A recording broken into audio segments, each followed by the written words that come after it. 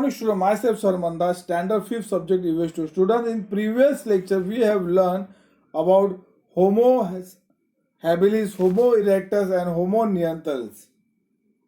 तो Homo habilis के बारे में हमने पढ़ा था कि होमो हैबिलिस एक बेन था. होमो यानी कि man, habilis means their use their hand skilfully is known as Homo habilis. ओ बेन था.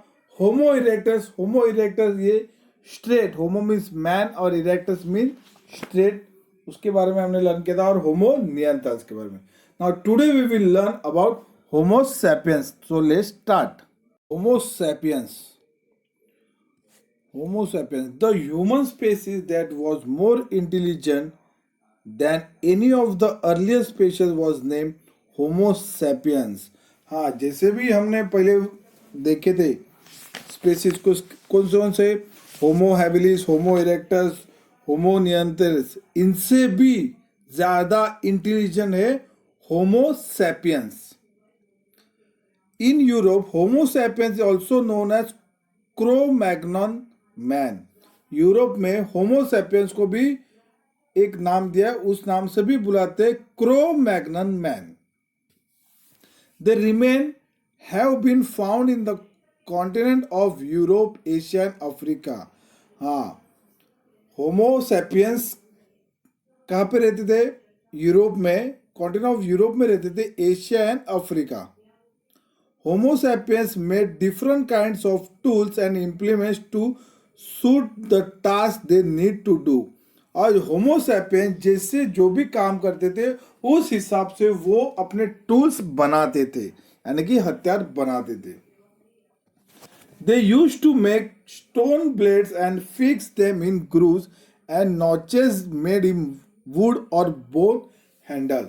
वो स्टोन के टूल्स बनाते थे और वो स्टोन के टूल्स को किस पे फिक्स करते थे? एक बोन, एक हड्डी के ऊपर, या वुड यानी कि लकड़े के ऊपर वो स्टोन के टूल्स फिक्स करते थे. Homo sapiens had evolve to the, देखो इस तरह होमो सैपियंस का पिक्चर देखो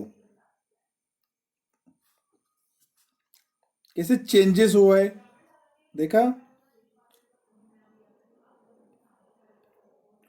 होमो sapiens evolve to the stage of having a fully developed larynx which could produce a range of sound with subtle difference.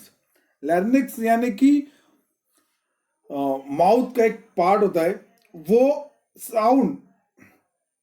Sound को produce कर सके.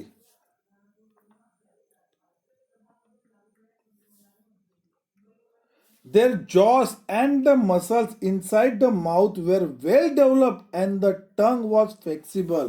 हाँ, उसके फेस, उसके माउथ वो अच्छे डेवलप हुए थे, मसल्स भी अच्छे डेवलप हुए थे. एंड टंग, जबान उनकी फ्लेक्सिबल रहती थी. Hence, Homo sapiens could use them to produce a variety of sounds and modulate his voice the way he liked. हाँ, होमो सैपियंस अलग अलग तरह के आवाज निकालते थे और एक वॉइस, एक आवाज को मॉड्यूलेट करते थे. उनको जिस तरह से पसंद है आवाज, उस तरह से वो आवाज निकालते थे, अलग अलग टाइप के.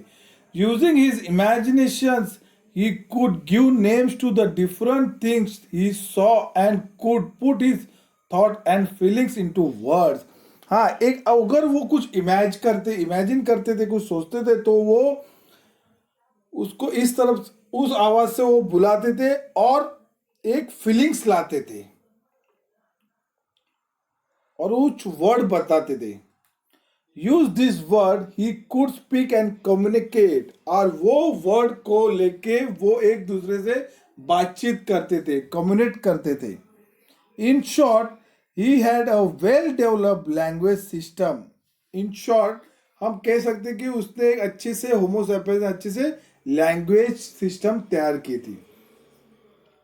He could draw picture on the basis of a actual observation as well as imagination.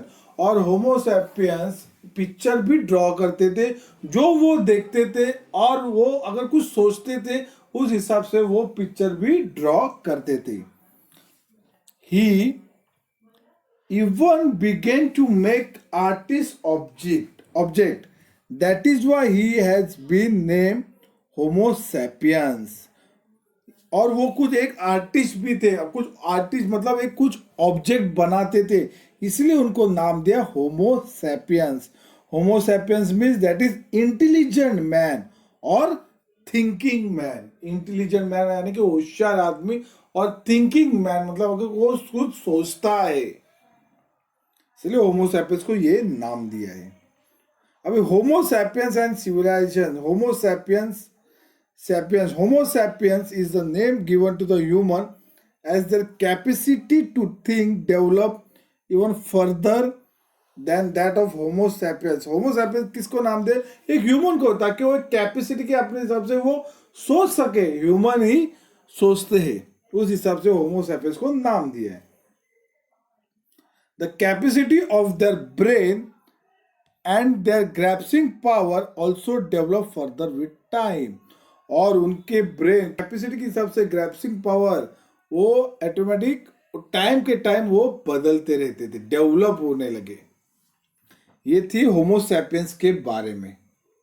Okay students, आपको समझ में आया रहेगा. इवोल्यूशन ऑफ मैनकाइंड के लेसन.